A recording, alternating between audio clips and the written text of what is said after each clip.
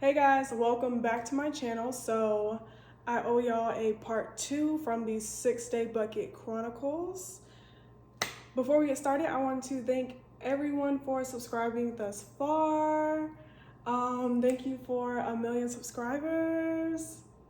Okay, we gotta speak it into existence. Yes, thank you so much.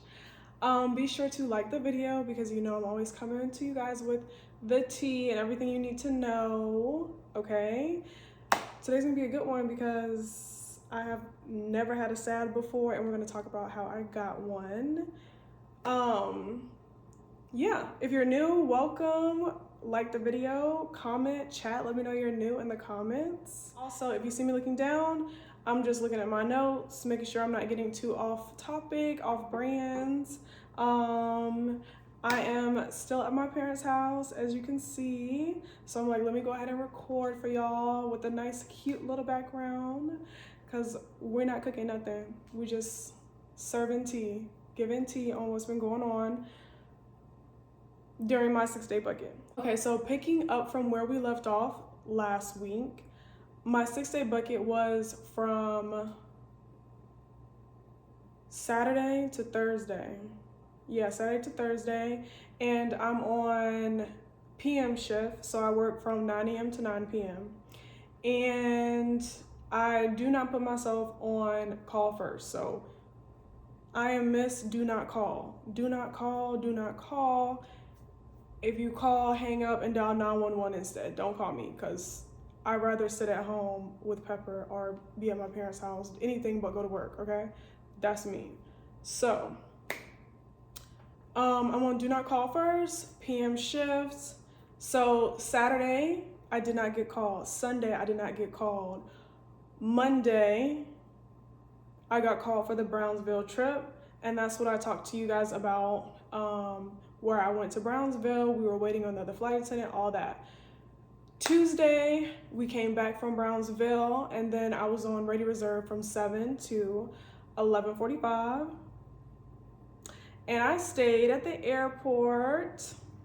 I'm proud of myself. Stayed at the airport. I stayed busy, edited some videos, and did some CBTs, which is like the training, the quarterly training that we have to do as flight attendants. So I worked on that and started working on my schedule for July.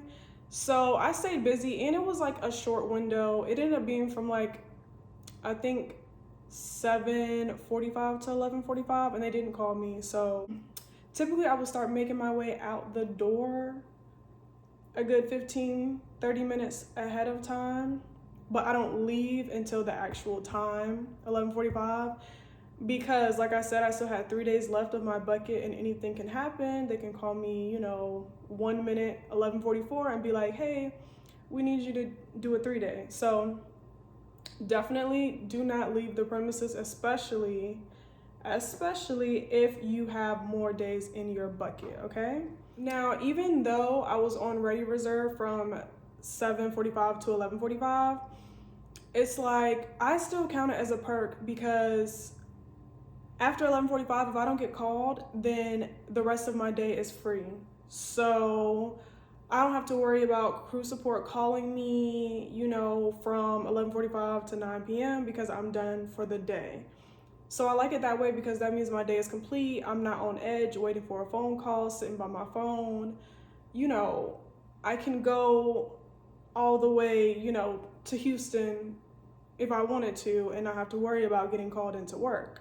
So that is what I like about being on Ready Reserve and not being called. So that is the perk with that one. Wednesday, so that was Tuesday. Moving on to Wednesday, what happened Wednesday? Of course, back on reserve, 9 to 9. And I was chilling. Now, the latest I've ever been called when I used to work PM shift, which that was back in the day, January. Haven't been on PM shift in forever. So this is my first month of second month of 2022 being on PM shift. And now we're not wearing masks. It's the summertime. So trust me, every month is something different. Do not expect last month to be like the current month. It's always different things going on. Now that the kids are out of school, people are flying, okay?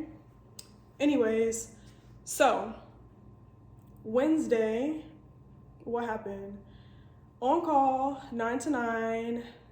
Oh, what I was getting at was that the latest I've ever been called when I used to work PM shift was like 7. I've been called at like 7 or like 6:45.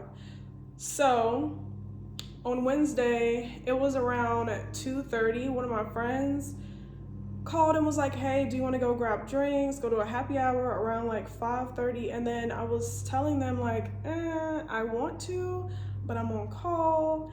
And it'd be just my luck that they call me like at 6:30 or something, like right as we're supposed to go out. So I was just like, you know what, let me not, because one, I don't want to get called and be going into work lit. I don't recommend that. You're not supposed to be doing that anyway, because we do get random drug tests.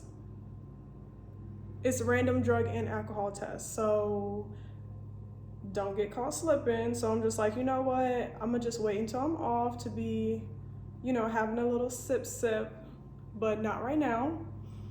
So, okay, it was like 2:30, didn't get called.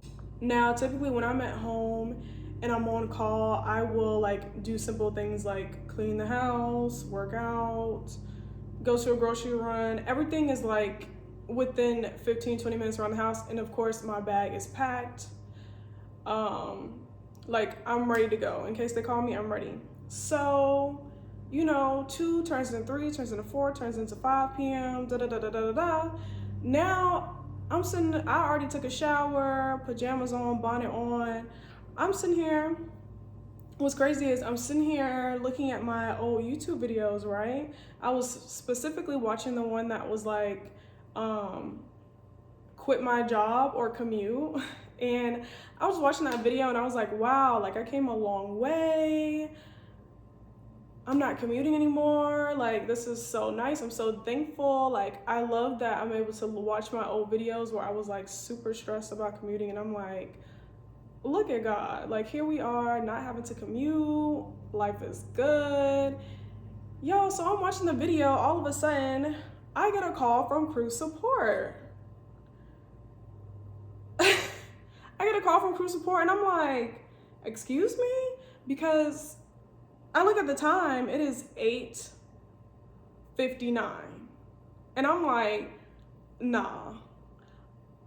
I just know y'all not about, y'all can't be giving me a trip. Y'all cannot be giving me a trip for tonight. So I let it, it's ringing, and I was thinking, okay, maybe you should let it go until 9 o'clock, because then technically your shift will be over. But I was like, no, technically your shift isn't over until 9:01. So I was like, I'm gonna let the phone ring. Hopefully it'll ring out. I don't know why I thought it was gonna ring all the way out until 9:01 when it was 8:59. Okay, not sure what my thought process was with that, but I let it ring. I didn't answer the phone, okay? Also, I didn't answer the phone because, like I said a long time ago, when I had IOE, I had 2 IOE instructors. Both of them were really cool, and they like really put me on game, gave me tips, all that good stuff. So my first IOE instructor, she was like, if they call you after your shift, your like reserve shift, so 9 to 9, if they call you anytime after or before then, do not answer the phone, because you're not obligated to work if they want you to work. If you answer the phone, then you're obligated to work. So I always remember that, like, okay, do not answer the phone. So when it was 8:59, I was like, hopefully, you know, maybe I can try to finesse it and be like, oh, well, you guys called me at 8:59, then it turned to 9 o'clock, then it turned to 9:01, and my shift was over. But no, the phone stopped ringing, and then they left a voicemail. So I go and look at my schedule, and I was like, okay, maybe they were calling me to tell me about a trip for tomorrow, because sometimes they do call you in advance to let you know about a trip for the next day, like a courtesy call. They don't have to call you, but they can do that. So I was like, maybe that's what they were doing. I go online and I go to my schedule. So there's a way to look at your schedule without notifying. So there's gonna be like a number T, and then the numbers, like a set of numbers. Instead of notifying, you can just click on that to see the actual trip and what you have to work. So I click on that T number to see the trip. Y'all, it was a trip for that night, for Wednesday night. Like a report time of, I want to say it said 10:40, and I'm like 10:40 p.m. Mind you, it was already 9:01. So after I realized that the trip was starting at 10:40 p.m., I was just like, I'm not trying to work that. Like, excuse me? For me, after I already have pajamas on, bonnet on, I'm not trying to step outside. That means taking my pajamas off, putting on my uniform, putting on makeup, getting ready, driving, and going to work and actually working. Like, that just did not sit well with me. I was like, I'm ready to go to bed. So I called crew support back to let them know, like, your girl's not coming into work, because that's like, no, good night. So I call them and I'm on hold. And then I'm thinking, wow, now I'm on hold and that's affecting my like 2-hour call out window. In the middle of me calling them, they call me back. Crew support is on the other line calling me back. And so I answered the other line and I was like, hey, I was like just now trying to get in contact with you guys. And they were like, yeah, we wanted to notify you that you have a trip scheduled, like, once again. So they're like, yeah, you have a trip scheduled. We need you to come in at 10:40, yada, yada, yada. And I was just like, okay, yeah, about that trip, I'm not gonna be able to come in.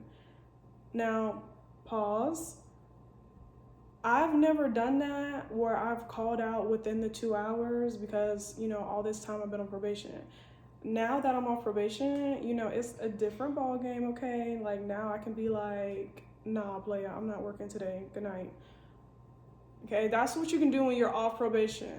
When you're on probation, no, you gotta go to work. You have to go to work. So I don't recommend doing what I just did because if you're on probation, okay? Back to the story. So I tell them, like, I tell crew support, like, no, I'm not gonna be able to do that. I'll take a personal emergency or unexcused absence, whatever it is, because I had like extras absences. So crew support informs me that since I'm calling out within the 2 hours that I'm supposed to report to work, that's considered a SAD. And so I was like, okay, like, what is a SAD? Like, what exactly does that all entail? And they were just like, pretty much a SAD is when you cannot, you're not able to come to work and within the 2 hours. You can't get more than 3 SADs within my company as a flight attendant. Now, this is my first SAD ever. So I was like, okay, well, if this is my first SAD, then I'll go ahead and take the L. Go ahead and give me the SAD. And so they gave me the SAD. It was kind of like, I don't know, the vibe that I got when I was on the phone with them, they were just like, well, you're gonna get a SAD. And I'm like, okay, like, girl, I'm off probation, I don't care. After I got off the phone with them, I was like, let me call in-flight and like get more information because I'm like, I don't really understand what a SAD is, how it works, how bad it is, because crew support was kind of acting like,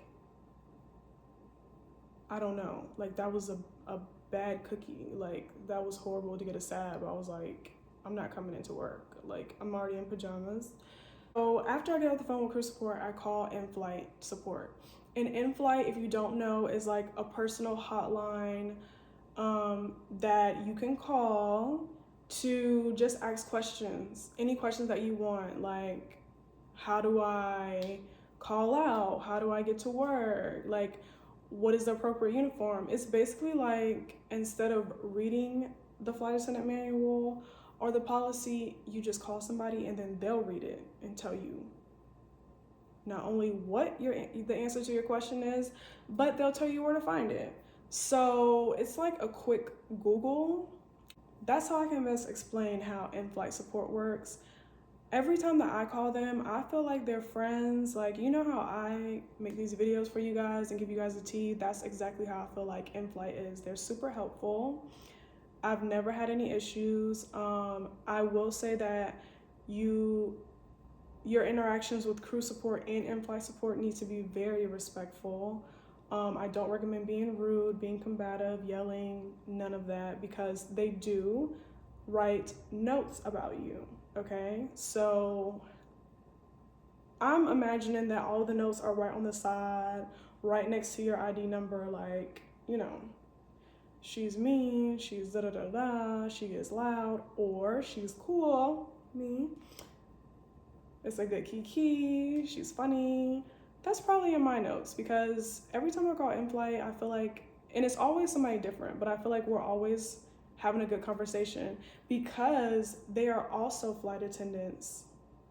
So it's not like you're talking to an operator. You know, like when you call Amazon and it's like foreign people and they can barely speak English, don't even know like what you're talking about. No, you're talking to flight attendants who also work in the support area. So that's the big perk about that. Anyways, I call in flight and I'm like, hey, and side note, do not be afraid to talk to in-flight, because that's how I talk to them. And I'm like, hey, how can I get away with without getting in trouble? And they will tell you. They will literally tell you, you know, how to do X, Y, and Z. Like, you can flat out ask them. You don't have to sugarcoat it. They will tell you what to do. I've always had good experiences with them. My IOE instructor was like, don't be afraid to ask them anything. You can ask them anything. So, and I did just that, and they have always been in my corner and always helped. Okay, so here's a little bit of information that I was told about the SAD. So there's a working SAD and a non-working SAD. A non-working SAD, which is what I got, is when crew support calls you or they put a schedule on your trip and you cannot report within the 2 hours, or you call out within the 2 hours. So let's say they gave me the trip at 12 on the dot and said I need to be there at 2 p.m. and then I said at 1:30 I'm not gonna be able to make it.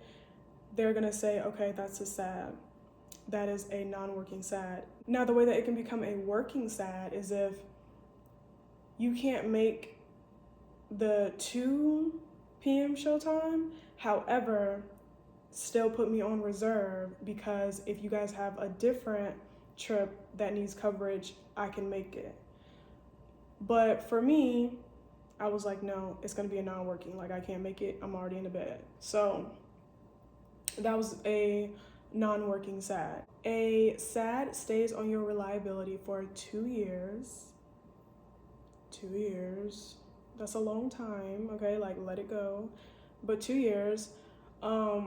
So basically, I can only get 3 in 2 years, or at least, yeah, 3 in 2 years.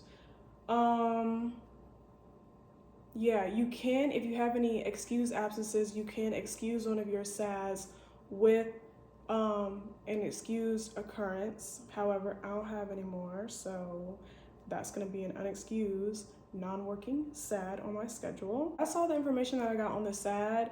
Now, I don't even know what it is if you're on probation. I don't know if you can get any SADs. I wouldn't even live like that, honestly.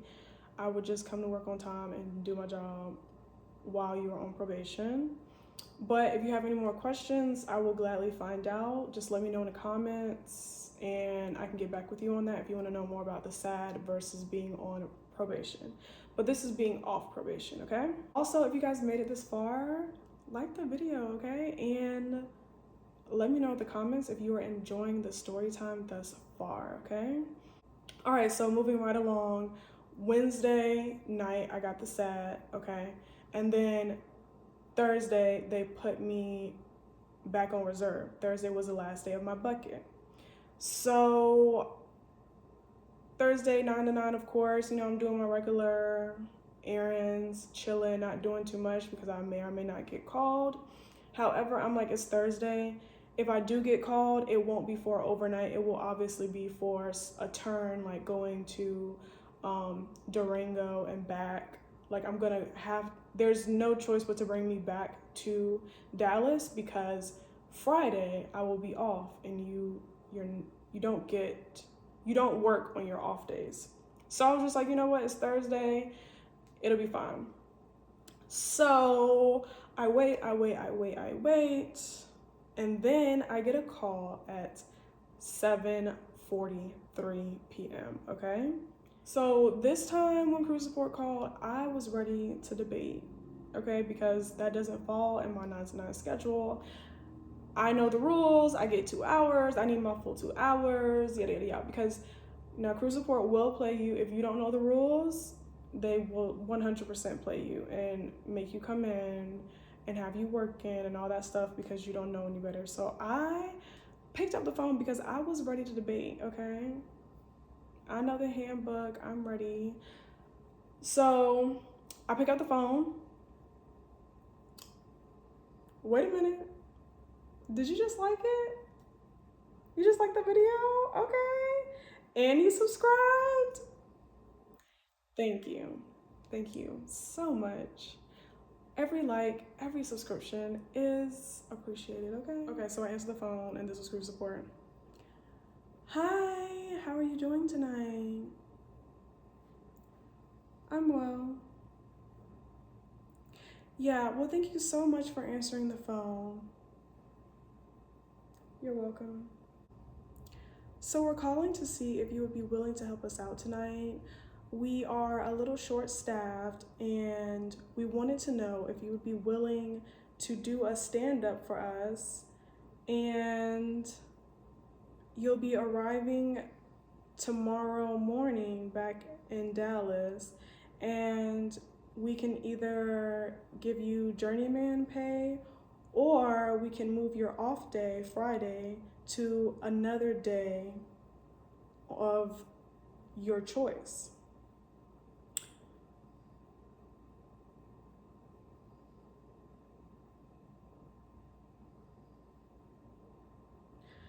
So if you really know me, if y'all really know me from all these videos that I've posted, then you know what I said, okay?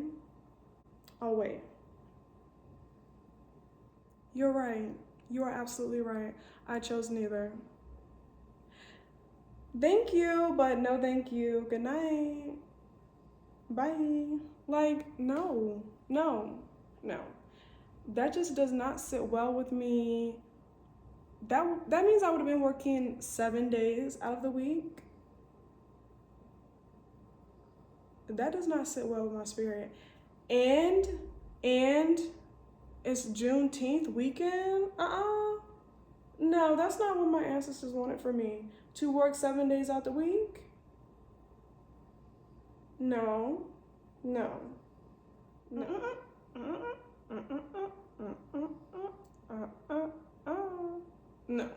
I'm not about all that working hard and no. 7 days a week is given very much slave. I'm not doing that.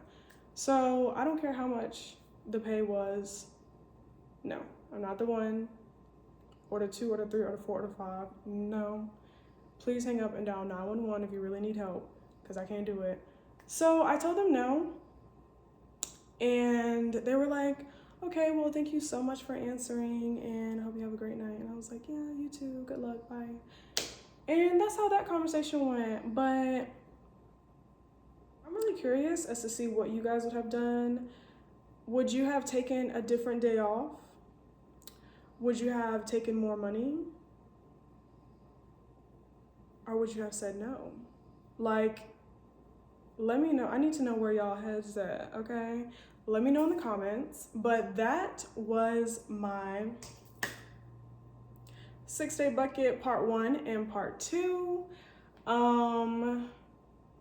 Yeah, so I guess now I can expect that I will be getting called later on, because what happens when you get called later on is that the person who was supposed to work that flight called out.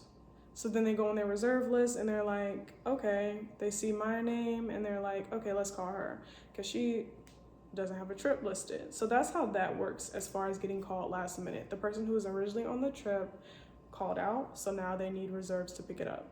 And also, for those of you who don't know, a stand-up is when you have a very late flight.